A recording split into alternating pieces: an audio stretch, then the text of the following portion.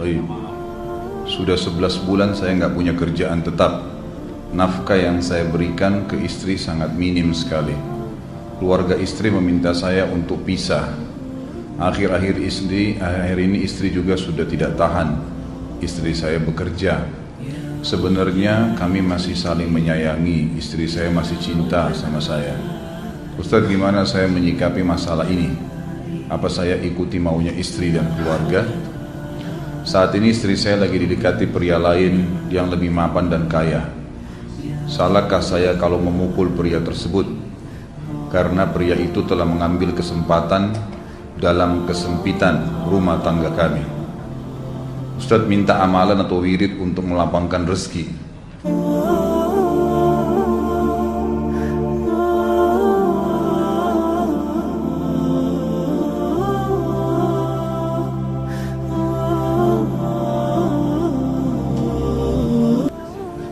Ini ada hubungannya sama tema nggak ini?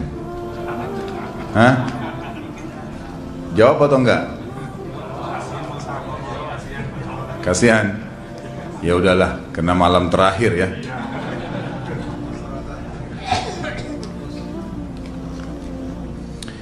Yang pertama sekali, saya menyarankan Anda saran dari laki-laki ke laki-laki. Prinsiplah dan jangan merendahkan diri di hadapan wanita. Maksudnya begini, pada saat seorang wanita yang menjadi istri Anda membutuhkan Anda, tunjukkan kebutuhan kita 1000 kali daripada dia. Dia sayang, dia perhatikan, dia siap berkorban. Kita harus 1000 kali lebih hebat daripada itu. Laki-laki memang penaung. Tapi kapan dibalik? Kalau saya pribadi, kapan dia tidak butuhkan, menunjukkan kebutuhan, saya 1000 kali tidak butuh sama dia. Untuk apa Anda merendahkan diri di depan seorang wanita yang kalau memang dia tidak bisa menjadi seorang istri? Karena kapan wanita sudah menyombongkan diri di hadapan laki-laki, tidak akan ada wibawa sama sekali. Ini poin dulu dalam pembukaan. Dan selalu saya sarankan siapapun ikhwah yang minta saran saya dalam masalah rumah tangga, yang paling pertama ini saya ucapkan, saya bukan menyuruh Anda menjadi keras, bukan. Tapi saya mengajak Anda untuk punya prinsip dalam hidup. Wibawa, pemimpin rumah tangga. Dibutuhkan, kita butuh. Tidak dibutuhkan, ya sudah. Masih banyak gantinya. Dia mau ganti laki-laki lain, silahkan. Ahlan wa sahlan, silahkan. Allah akan gantikan penggantinya yang lebih baik. Dan itu harus bisa kita punya prinsip. Memang begitu. Kalau ini kita terapkan dalam kehidupan kita, kita akan sangat mudah hidup. Terkadang subhanallah ada pengorbanan berat. Berpisah dengan meninggal, berpisah karena masalah dosa yang dilakukan oleh pasangan kita, jelas haram. Kalau ada seorang istri hanya karena masalah suaminya kekurangan ekonomi mau berhubungan sama laki-laki lain, wanita apa ini? Cinta itu pengorbanan, kasih sayang. Bukan hanya pada saat mampu kemudian disayang, pada saat tidak mampu kemudian ditinggal. Subhanallah. Hati-hati, hukum Allah subhanahu wa ta'ala berlaku. Akhwat yang jadi istri, ikhwah yang jadi suami, harus tahu pasangan kita itu punya Tuhan sebagaimana kita punya Tuhan yang sama. Dan Allah itu maha adil. Memang dalam kehidupan kita ada naik turunnya. Dan makna cinta adalah pengorbanan. Itu sebenarnya. Kalau hanya kita kantongnya lagi penuh kemudian disuka sama istri, pada saat lagi tipis, lagi masalah, kemudian dia mau berhubungan sama laki-laki lain, na'udzubillah min dzalik. Wanita apa ini? Kalau saya tidak naungin. Kalau saya nggak naungin. Kamu mau sama dia silahkan. Ahlan sahlan, silahkan jalan. Kalau saya, istri saya sangat tahu prinsip saya. Kalau kamu merasa ada laki-laki lain yang kamu anggap baik, atau kamu mau ingin memasukkan pendapat keluargamu dalam rumah tangga saya sehingga kedudukan saya sebagai suami tidak didengar lagi, silakan pilih keluarga kamu. Tidak ada masalah. Jadi jangan jadikan sebagai beban. Oh, nanti kalau pisah saya hidupnya bagaimana? Saya melarat. Ini kenapa ini? Saya mati kalau nggak sama dia, ya mati bener nanti. Gila kalau nggak nikah sama dia, gila kalau siapa ini? Ini kenapa ini? Keluar dari bingkai hidup itu. Seorang muslim itu hidupnya mulia. Dia dihormatin, dia menghormatin. Dia dihina, tinggalkan. Allah SWT tidak menyuruh kita menghinakan diri, tidak boleh. Kalau wanita ini misalnya, istri ini yang dikatakan tadi masih mencintai suaminya, dia hanya sekedar minta kerja, ya, garis bawahi kalimat ini ya. Dia hanya sekedar minta kerja untuk membantu nafkah rumah tangga, ahlan wa sahlan, jempol. Nggak masalah. Bagus itu. Sampai suaminya mapan. Itu baik. Tapi dalam kondisi masih status istri punya hubungan sama laki-laki lain, na'udzubillah min dzalik. Mana ghirah? Mana kecemburuan positif yang telah Allah pelihara dalam diri kita? Nggak boleh. Pada saat seorang sahabat pulang ke rumahnya mendapatkan istrinya selingkuh dengan laki-laki lain, tidak disebutkan apakah berhubungan biologis atau tidak, tapi yang jelas sahabat ini sampai kaget masuk ke rumahnya temukan ada laki-laki lain.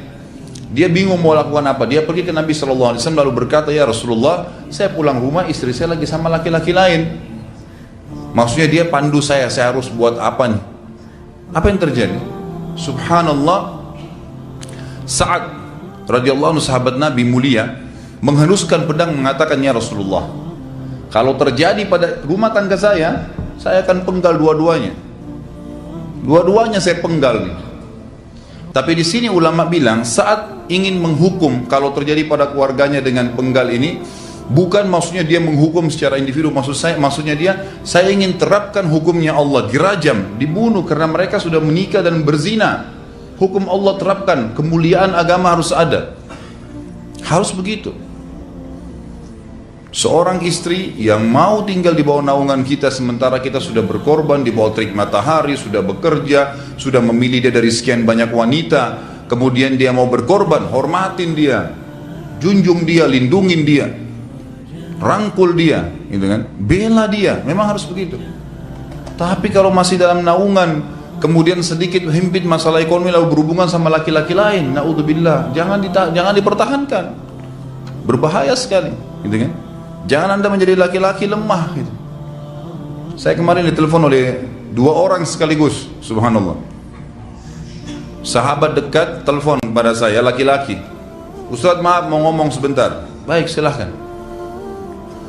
Ustaz, saya ini, istri saya pulang ke rumah ke kampung ayahnya ibunya karena alasan mengurus ayah dan ibunya. Akhirnya saya sama anak-anak ditinggal di sini sendiri. Setiap kali saya panggil pulang, dia bilang, sudahlah saya nggak mau pulang. Kalau mau nikah lagi silahkan. Dia bahasakan begitu. Bagaimana sarannya Ustaz? Saya bilang nikah lagi. Dengan tegas saya bilang nikah lagi. Kalau tidak terbuka pintu fitnah. Perempuan itu kenapa harus pilih orang tuanya? Tidak boleh secara syar'i. Nggak boleh. Sudah menerima akad nikahnya seorang laki-laki, laki-laki itu yang dinomorsatukan di atas ayahnya, nggak ada alasan. Kalau suami izinkan boleh urus orang tua, kalau nggak diizinkan tidak boleh, nggak boleh. Bagaimana dia tinggalkan suaminya sama anaknya? Kaget itu saya katakan begitu. Iya, bahkan sekarang hukum poligami sudah wajib bagi Anda, nggak boleh, wajib sekarang. Ini ragu mau melangkah seakan-akan poligami itu dosa, padahal dia ditinggal oleh istrinya. Bagaimana bisa ini? Ada laki-laki seperti ini nggak punya prinsip, harus melangkah. Dia sudah dapat jawaban saya dikasih ini, Ustaz, teman saya juga mau bicara, masalahnya sama lagi. Ustaz, istri saya tinggalkan saya, Ustaz, kayak mau menangis. Sebentar, jangan pakai nangis laki-laki. Apa ini cengeng? Ditinggal wanita nangis, subhanallah.